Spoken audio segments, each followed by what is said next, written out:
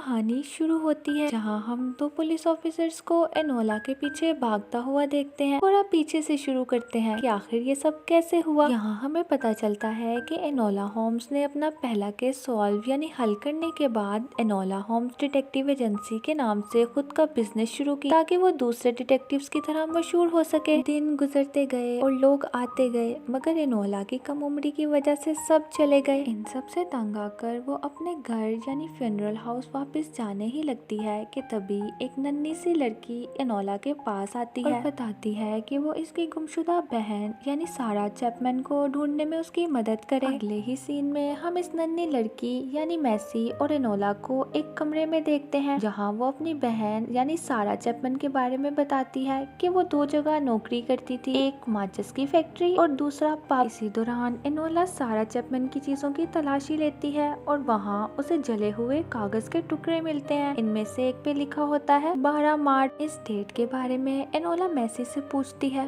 मगर वो तो इसके बारे में कुछ भी नहीं जानती। और इसी दौरान एनोला इस कागज के टुकड़े को सबूत के तौर पर अपने पास रख लेती है। इसी दौरान ये छोटी लड़की एनोला को बताती है कि एक हफ्ता पहले चोरी के इल्जाम में सायरा को माचिस की फैक्ट्री में नौकरी से निकाल दिया गया था। ये सभी बातें सुनते ही एनोला ये केस लेने का फैसला करती है, जिसपे वो छोटी लड़की इसे कुछ पैसे देती है, मगर एनोला उसे लेने से मना कर देती है कि इसे हम केस सॉल्व होने के बाद देखेंगे। अगले ही सीन में हम एनोला को इस माचिस की फैक्ट्री में देखते हैं जहां सायरा काम करती थी। इसी दौरान वो एक लड़की को देखती है जिसे टाइफस की वजह से नौकरी से निकाल दिया जाता है। अब हम इस छोटी लड़की को एनोला को वो सारा काम सिखाते हुए देखते हैं जो वो इस माचिस की फैक्ट्री में करती थी। काम के दौरान एनोला की नजर ऊपर उस कमरे पर पड़ती है और वो सबकी नजरों से बचकर वहां पहुंचती है और जाते ही तलाशी लेना शुरू करती है। इसी दौरान उसे वहां से एक किताब मिलती है जिसमें से कुछ सफ़े गायब थे।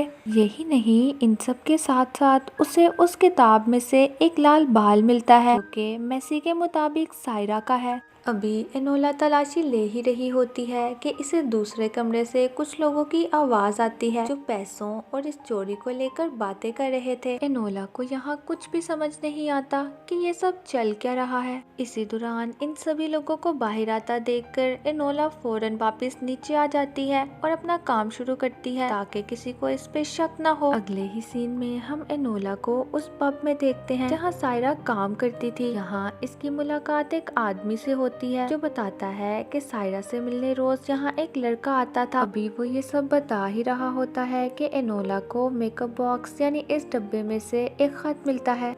इस खत को खोलने पर उसे कुछ समझ नहीं आता क्योंकि ये तो एक पहेली है। एनोला इस कागज के टुकड़े यानी खत को लेकर यहाँ से चली जाती है। अगले ही सीन में हम एनोला को सड़क पर चलता हुआ देखते हैं जहाँ उसे उसका भाई यानी शेरलॉक होम्स मिलता है। यहाँ एनोला को पता चलता है कि उसका भाई नशे की हालत में है और इसी दौरान एनोला अपने भाई यानी शेरलॉक होम्स को लेकर उसके घर आ जाती है। यहाँ उसकी नजर शेरलॉक होम्स के केस पर पड़ती है। अगली सुबह हम एनोला को एक पार्क में नाश्ता करते हुए देखते हैं। तभी वहाँ उसकी मुलाकात बेजलवेदर के राजकुमार से होती है। दरअसल ये वही लड़का है जिसका केस एनोला ने पिछली वीडियो में सॉल्व किया था। यहाँ वो एनोला से कहता है कि वो उसकी मदद करना चाहता है, जिस पर एनोला मना कर देती है। जाते जाते वो कहता है कि तुम्हें पता है कि मैं कहाँ मिलूंगा। ये सुनते ही एनोला इस खत को खोलती है और उसे समझ आती है कि इस खत में सायरा को 28 बेल पैलेस व्हाइट चैपल में बुलाया गया है। अगले ही सीन में हम एनोला को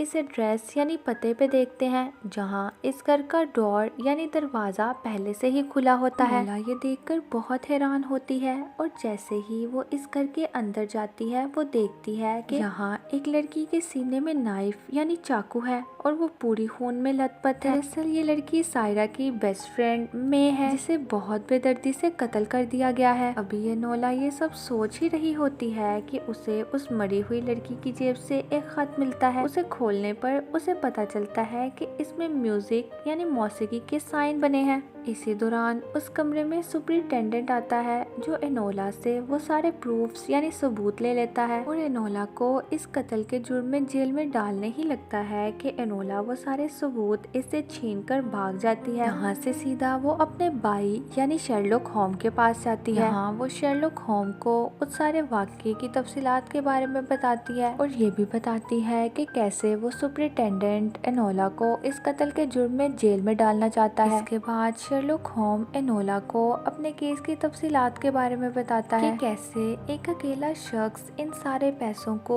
एक बैंक से दूसरे बैंक में भेज रहा है। इसी दौरान शर्लॉक होम को समझ आती है कि ये साइंस दरअसल 27 डांसेस की भाषा है। अगले ही सीन में हम एनोला को एक डांस पार्टी में देखते हैं जहां उसे विलियम से बात करने पर पाबंदी लगा दी जाती है क्योंकि उसके पास शेपरॉन यानी ये पंखा नहीं है। हाँ, एनोला जान जाती है कि दरअसल विलियम ही सायरा का लवर है और वो इन सब लोगों को कुछ भी कहे बगैर यहाँ से चली जाती है। कुछ देर के बाद एनोला के पास पुलिस ऑफिसर की सेक्रेटरी आती है। दरअसल ये भी सायरा वाले केस पर ही काम कर रही है और वो अपना शेपरॉन एनोला को देखकर यहाँ से चली जाती है कि वो तो इसके किसी काम का ही नहीं है। तभी एनोला की नजर राजकुमार पर पड़ती है और वो उसे डांस सिखाने के लिए कहती है, जिस पर राजकुमार एनोला को डांस सिखाने लगता है। अगले ही सीन में हम इन सभी लोगों को डांस हॉल में देखते हैं जहाँ एनोला विलियम के साथ डांस करते हुए सायरा के बारे में पूछती है, मगर विलियम इसे इस वक्त चुप रहने के लिए कहता है और बताता है कि ये सभी लोग इनकी तरफ देख रहे हैं क्योंकि वो इसकी जासूसी कर रहे हैं। और इसी के साथ साथ वो एनोला को 12 बजे लाइब्रेरी में मिलने के लिए बुलाता है और दूसरी तरफ शर्लॉक होम्स इन डांस साइंस को खोज निकालने में कामयाब हो जाता है, जिस पर लिखा होता है good to see you Sherlock Holmes, जिसका मतलब है कि इसका दुश्मन इसे पहले से जानता है और जानता है कि शर्लॉक होम इसी केस पर काम कर रहा है। अगले ही सीन में हम एनोला को सायरा चैपमैन की दोस्त मे के कत्ल के जुर्म में जेल में देखते हैं और दूसरी तरफ शर्लॉक होम अपनी बहन को जेल से आजाद कराने के लिए कुछ लोगों की मदद लेता है। अब हम एनोला की मदर यानी माँ और उनकी दोस्त को देख जो एनोला को जेल से निकालने में कामयाब हो जाती है। रास्ते में एनोला अपनी माँ को माचिस की फैक्ट्री की तरक्की और टाइफस से मरने वाली लड़कियों के बारे में बताती है। ये सब बातें सुनने के बाद एनोला की मदर उसे हौसला देती है कि तुम ये सब कर सकती हो। इसी के साथ साथ वो उसे नसीहत करती हैं कि अच्छे लोगों को चुनो और उन पर भरोसा करो। अगले ही सीन में हम एनोला को सायरा चैपमैन के कमरे में देखते हैं। हाँ, उसकी नजर इन प्लांट्स पर पड़ती है और वो ये समझने में कामयाब हो जाती है कि सायरा और उसकी दोस्त दरअसल इन प्लांट्स यानी पौधों, बीज यानी मक्खियों और चीज पर लाल और सफेद माचिस लगाकर एक्सपेरिमेंट कर रही हैं क्योंकि वो जान गई हैं कि इसी सफेद माचिस यानी फास्फोरस की वजह से लड़कियां मर रही हैं, जिसे फैक्ट्री वाले टाइफस का नाम दे रहे हैं। अगले ही सीन में हम एनोला को राजकुमार के पास देखते हैं जहाँ उसके पास सिसिली आती है। दरअसल ये वही लड़की है जिसे एनोला ने डांस वाले दिन राजकुमार के पास भेजा था। यहाँ एनोला को सब समझ आ जाती है कि दरअसल सिसिली ही सायरा है।